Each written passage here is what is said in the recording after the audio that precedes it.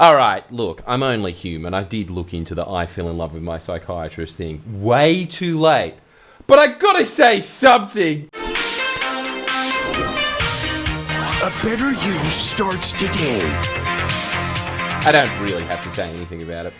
It was exactly what everybody was talking about. It does just seem like... Doesn't this just sum it up perfectly?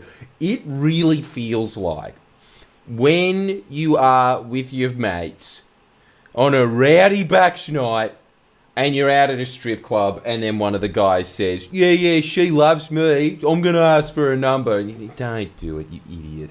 It's exactly the same as what's happening here. He's sending me messages. No, I'm pretty sure that there's a reason that you went to the psychiatrist in the first place, love. It did get me thinking, though. We've all been there, haven't we? We've all been that psychotic, specifically with a trained professional. A teacher? No, but you know, we've all fallen head over heels for the wrong person. You know why that is? I think there's a lot of psychological research into this, and it really just comes down to this. You ready? Proximity. Obviously. You know, there is a reason. There's other reasons. Just, can you please stay tuned for a second? Let me explain myself. I'll go through the most obvious one and we'll work back from there. Proximity, you know, you doing this with other people, that sparks attraction. Mostly because it's the only way to do it, baby. You got to be in the same room as them. It is the same reason that you think, my high school friends are my best friends. And then you get a little older and you realize, I think it might have had something to do with the fact that we went to the same place for 6 years and hung out and had to play kickball together. Anyway, it's a working theory. That's the first point, right? Like, obviously, yes, like proximity is a big portion of it. The other one is polarity.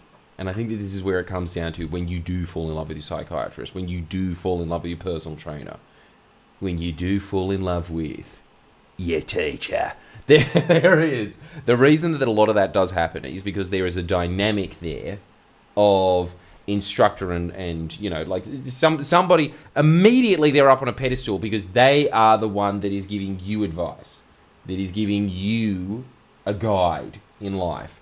So immediately, as soon as you have somebody that they're looking up to, being like, you're obviously going to be attracted to that. That's the big issue here. Polarity. If you have these two things happening, you have proximity and you have polarity. This is the whole reason that everybody wants to have sex with the guru cult leader, even though it's usually a fat old Indian man. The reason that you want to go for that is because of those two conditions being met. And then obviously the third one after that is novelty. And that's usually what happens when you go to a psychiatry session. When you go to a psychiatry session, what's happening there? You're leaving your life so that you can talk about it in a nice little cocoon. So you're escaping your normal life. This is why over and over again, you will see people with nothing else in common apart from the fact that they went to rehab. Well, you know, I suppose just by default they have this in common as well. But they end up marrying. Elizabeth Taylor was a perfect example of that. She married a truck driver. I think she could have done a little bit better. I mean, she was on her third marriage and she was getting up in the years, but it was Elizabeth Taylor. She had a big diamond ring from that guy. He's dead. Anyway, he was really handsome. But she married the truck driver.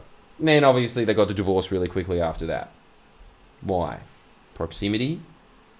There was polarity there, but it was a different type of polarity. That was, I'm famous and you're not.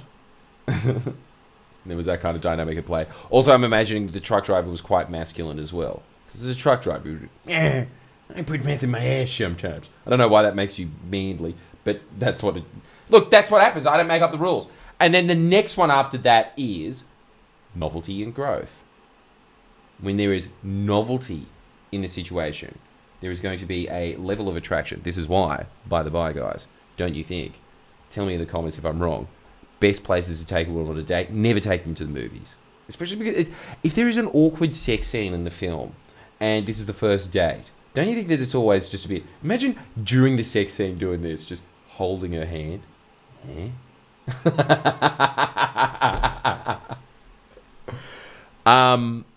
No, I think that the best date ever, the zoo.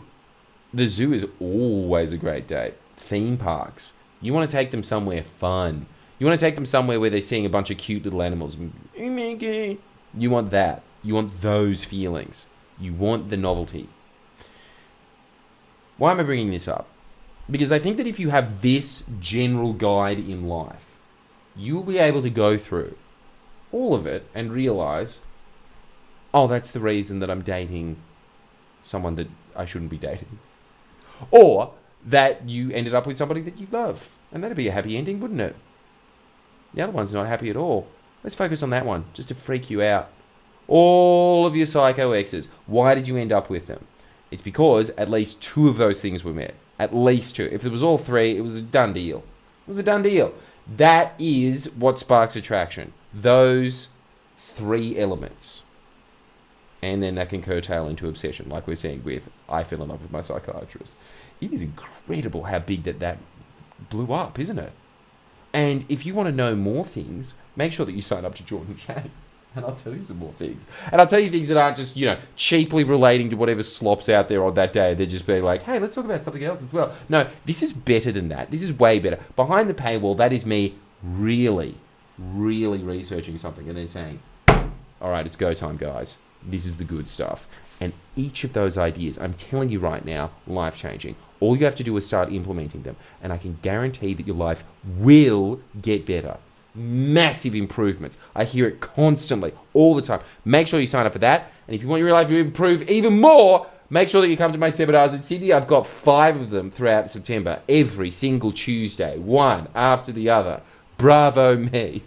What an effort on my end. And I think that that's going to be really, really fun and beneficial to us all, don't you? Anyway, that's my 2 cents on that matter. I think it's going to put a bad sell. It's going to be good. Yes, so there's that. The last thing that I want you to say, that I want you to understand is a way of ensuring that you end up with better partners. This is just proven time and time again, is to write down your ideal partner. And this is a fun activity. I just want you to do this for the next 10 minutes. Put on what's like, the house music or whatever. And I just want you to sit there. If you aren't in a relationship now, I want you to sit there and I want you to write down what your ideal partner is. It is phenomenal that I did that. I did this activity when I was 20. By 21, I was in a long-term relationship. I've been in the same relationship that entire time with the same woman. And I go back and I read the ideal partner. And it was that. It was exactly what I wrote down. Scary. But it gives your brain something to seek out. It gives your brain like a little checklist. As opposed to just, again, being the product of your environment. Oh, you're there. Oh, something fun happened in it. Oh, we're different. What? This is, all right, let's just go down the checklist. And then, you want to get really good at this. You pick your top 3. You pick your top 3 traits that are non-negotiable. So you write down your ideal partner. And then you realize, it's not all of them that are out there like that. But what's really important, like everything in life, 80% of results come from 20% of the effort. If you write down the 3 things that are non-negotiable in a relationship, you will never get into one of these that are always detrimental anyway, that always put you back years. You can cut out all of that. If you look at those 3 traits and they don't fit those 3 traits, then you're wasting everyone's time being in the relationship. This is proven to work. This is Oxford study stuff. I think actually Oxford study is just about like white guys dating Asian chicks. Look, it's some university that I remember reading in a love language book years ago. All right? Make sure that you do it.